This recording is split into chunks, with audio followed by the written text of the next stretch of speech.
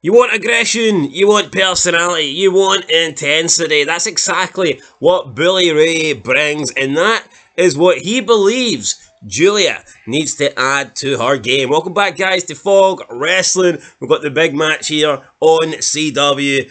Women's Championship, NXT Championship on the line. Roxanne Perez versus Giulia on the brand new network. But according to Bully Ray, we need a brand new version of Giulia. He thinks that right now she's not aggressive enough. She's not showing any sort of personality. And I 100% agree with Bully Ray. So far, all we've seen is some, half attractive, pretty attractive chick from Japan come who can't speak a lick of English. And that to me isn't impressive. That to me isn't a game changer. That to me isn't the new face of NXT. No, not. But the problem is, maybe she can't show personality. Maybe she doesn't have personality.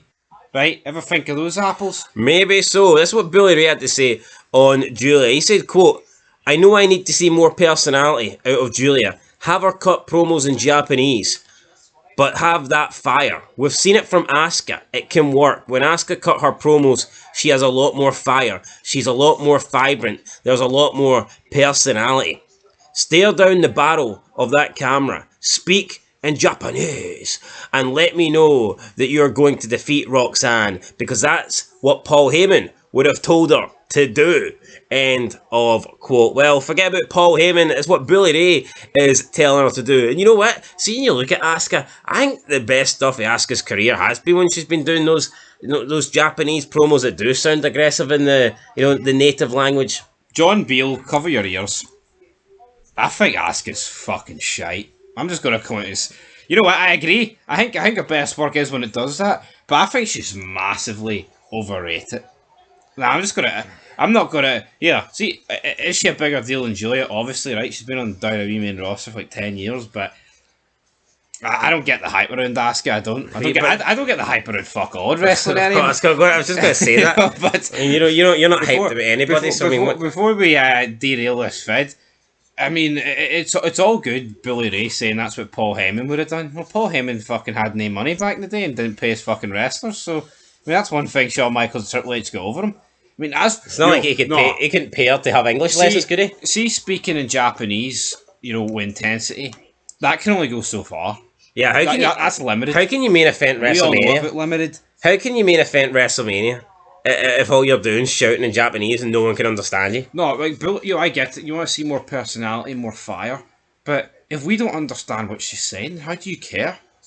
It's going to get old really quick. Yeah, I feel like for the odd segment it can work, but I mean, long term, I think you have to have more than just shouting Japanese than the camera. No, absolutely. And now here, Bully Ray brought up Paul Heyman's name, and I always wondered, like, why can't they have Paul Heyman have a new client? Why couldn't they give him a female client?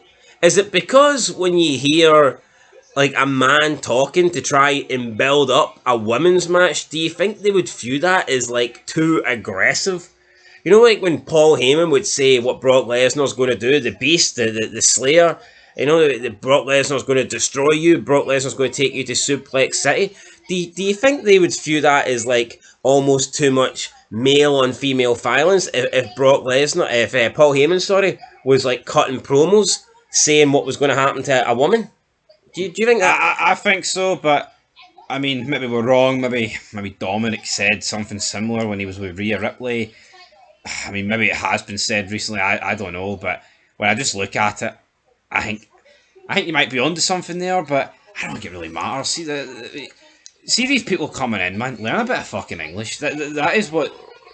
Yeah, but let's be honest. I think our English promos would suck. I would much rather have. I would be much more invested in Giulia if Paul Heyman was cutting promos for her. I get that. If Paul Heyman was our client, but you know what? Long term, you need to learn English. No, you do.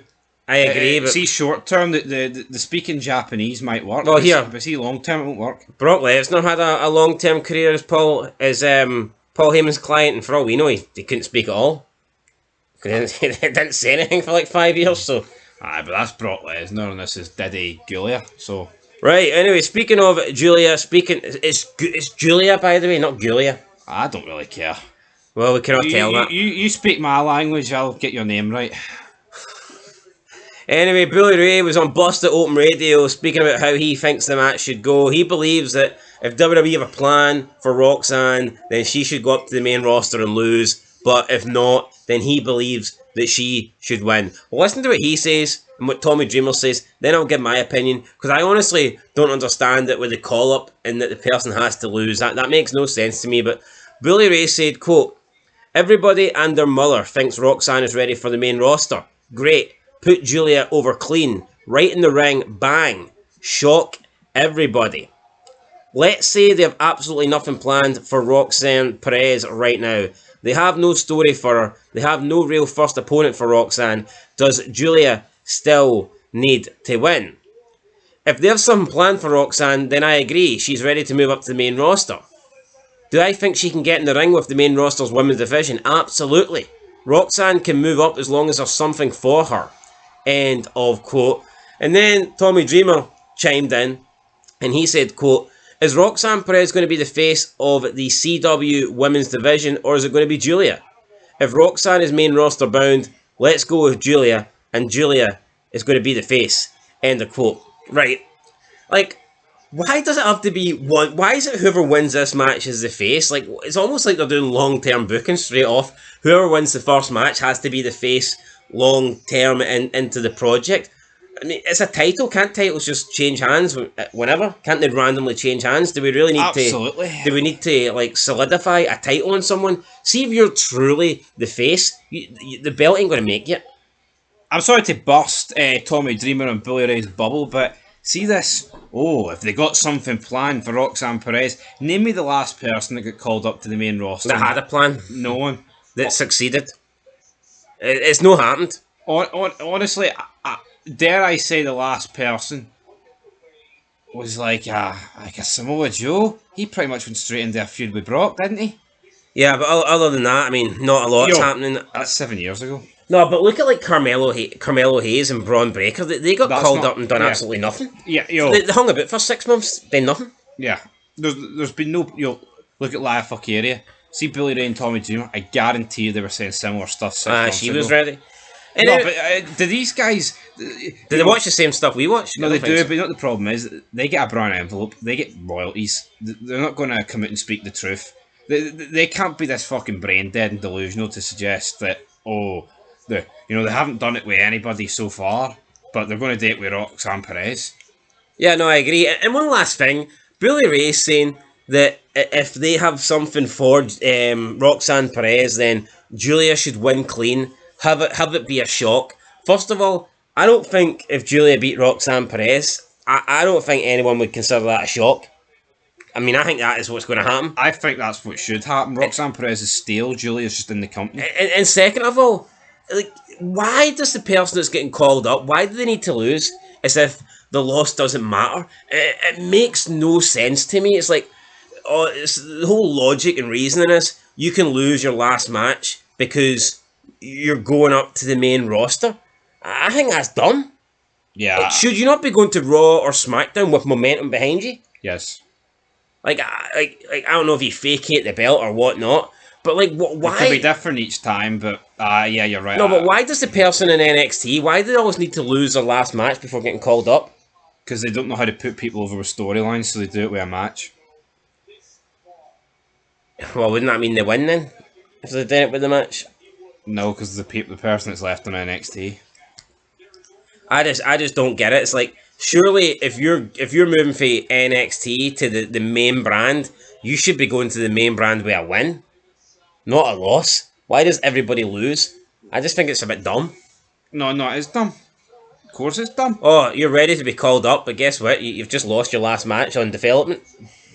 It's a bit strange if you ask me. Anyway, guys, let us know who's going to win down below. Giulia or Roxanne. Who's more cut out for the main roster? I just think Roxanne Perez is too small. Although, I mean, I don't really care what size she is, but how could I don't think she's too small. I just think she'll get lost in the shuffle. Like everyone else.